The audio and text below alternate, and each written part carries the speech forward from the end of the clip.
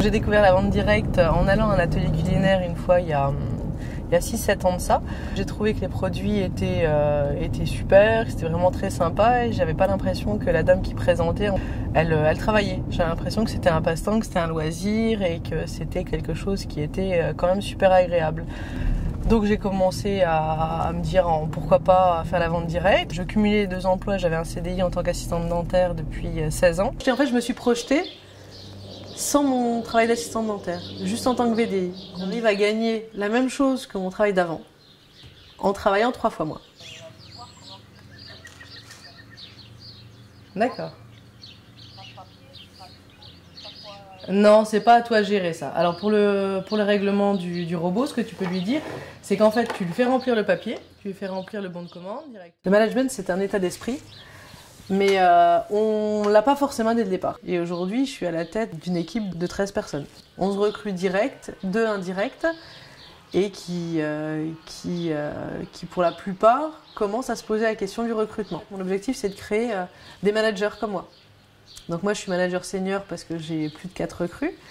Donc j'ai 2 personnes qui ont chacune une recrue, et j'aimerais bien qu'elles deviennent managers, en recrutant une 2e, une 3e, une 4e. Je recrute que mes clientes et mes hôtesses. Les personnes qui connaissent le produit, qui aiment le produit comme moi, elles peuvent faire comme moi. On a l'impression que c'est facile pour moi de dire, bah voilà, elle arrive, elle a pas peur, elle est pas timide, elle ose, elle prend des risques. Mais en fait, non, c'est pas vrai. En fait, je suis super timide. Je n'irai pas vers les gens pour leur parler comme ça. Quand j'arrive devant un atelier, une hôtesse que je ne connais pas, des clientes que je ne connais pas, il y a toujours une appréhension quelque part. Faut que je montre en fait à mes recrues qu'il n'y a pas de risque. Il n'y a pas de risque et il faut qu'elles osent en fait. D'accord, bah écoute, sinon je te fais la simulation.